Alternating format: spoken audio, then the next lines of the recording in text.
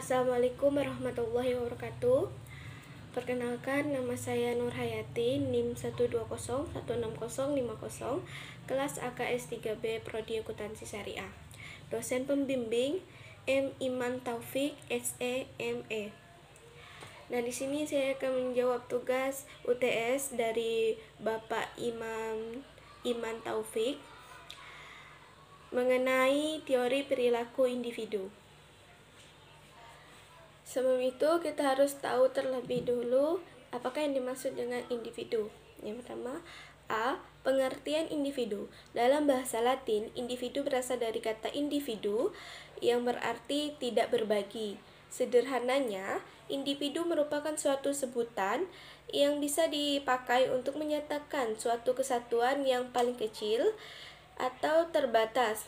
Individu bukan berarti manusia sebagai satu kesatuan yang tidak dapat berbagi, melainkan sebagai kesatuan yang terbatas. Dengan kata lain, individu adalah sebagai perorangan sehingga sering digunakan sebagai sebutan orang, seorang, atau perorangan. Individu adalah kesatuan aspek jasmani dan rohani. Dengan kemampuan rohani tersebut, individu bisa berhubungan dan sanggup mengatasi masalah serta kenyataan yang dialaminya. Sebagaimana kita tahu, individu adalah suatu organisasi tunggal yang hidupnya berdiri sendiri dan bersifat bebas. Dalam fisiologi, individu adalah unit terkecil pembentuk suatu masyarakat yang tidak bisa dibagi menjadi lebih kecil. Selanjutnya, ciri-ciri individu. Yang pertama, individu memiliki pikiran, kehendak, hasrat, dan perasaan yang bisa menetapkan kenyataan aksi dari luar dan di dalam dirinya. Yang kedua, individu juga memiliki naluri untuk bertahan hidup, keinginan untuk mempertahankan keturunan, dan naluri untuk mencapai kepuasan. Yang ketiga, individu memiliki raga atau jasmani yang bisa membedakan satu dengan yang lainnya. Yang keempat, individu memiliki tingkah laku yang khas dan berbeda satu dengan yang lainnya. Kita masuk ke B, yaitu pengertian perilaku. Perilaku manusia adalah kesimpulan perilaku yang dimiliki oleh manusia dan dipengaruhi oleh adat, sikap, emosi, nilai, etika, kekuasaan, persuasi, dan atau genetika perilaku seseorang. Dikelompokkan ke dalam perilaku wajar. Perilaku dapat diterima, perilaku aneh, dan perilaku menyimpang.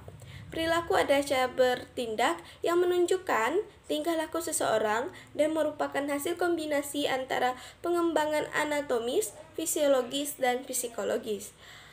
Unsur perilaku terdiri atas perilaku yang tidak nampak seperti pengetahuan kognitif dan sikap atau afektif, serta perilaku yang nampak seperti keterampilan atau psikometrik dan tindakan nyata atau action. Pola perilaku setiap orang bisa saja berbeda. Setiap proses terjadinya adalah mendasar bagi semua individu, yakni dapat terjadi karena disebabkan, digerakkan, dan ditunjukkan pada sasarannya atau pada sasaran si. Selanjutnya, komponen-komponen yang mempengaruhi perilaku manusia. Terdapat 3 komponen yang mempengaruhi perilaku manusia, yaitu komponen kognitif, efektif, dan konatif. Komponen kognitif merupakan aspek intelektual yang berkaitan dengan apa yang diketahui manusia. Komponen yang kedua, komponen efektif, merupakan aspek emosional. Yang ketiga, komponen konatif adalah aspek volisional yang berhubungan dengan kebiasaan dan kemauan bertindak. C. Pengertian teori perilaku individu. Teori perilaku individu adalah sebagai suatu fungsi dari interaksi antara individu dengan lingkungannya. Individu membawa tatanan dalam organisasi berupa kemampuan, kepercayaan pribadi, pengharapan, kebutuhan, dan pengalaman masa lainnya. Semua perilaku individu pada dasarnya dibentuk oleh kepribadian dan pengalamannya. Sajian berikut ini akan diarahkan kepada 4 variabel tingkat individual, yaitu karakteristik, biografis, dan kemampuan kepribadian dan pembelajaran. Yang pertama adalah karakteristik biografis. Karakteristik biografis merupakan karakteristik pribadi yang terdiri dari usia, jenis kelamin, status perkawinan, dan masa kerja. Yang kedua, kemampuan intelektual. Ada 7 dimensi yang paling sering dikutip yang membentuk kemampuan intelektual. Kemampuan terbagi menjadi 2. Yang pertama itu adalah kemampuan intelektual. Ada 7 dimensi yang paling sering dikutip yang membentuk kemampuan intelektual, yaitu kecerdasan numerik atau kemampuan untuk berhitung dengan cepat dan tepat. Selanjutnya, pemahaman variabel adalah kemampuan memahami apa yang dibaca dan didengar serta menghubungkan kata satu dengan yang lain. Yang ketiga, kecepatan konseptual, yaitu kemampuan mengenali kemiripan dan beda visual dengan cepat dan tepat. Yang keempat, kemampuan penalaran induktif, mengenali suatu urutan.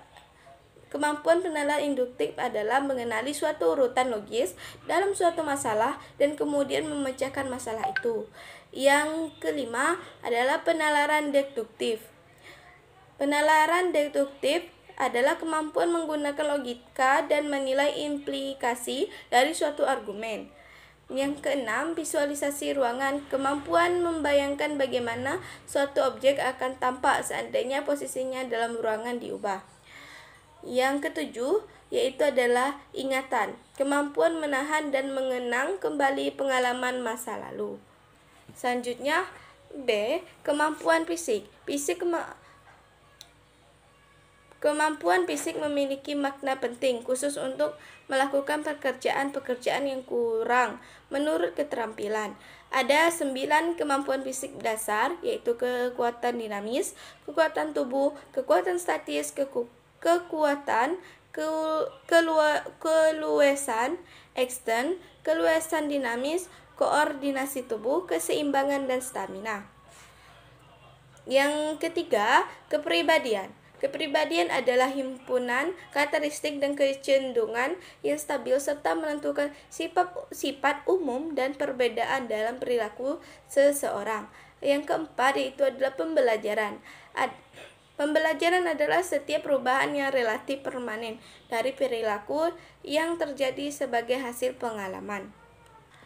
Selanjutnya yaitu adalah kesimpulan. Individu adalah kesatuan aspek jasmani dan rohani.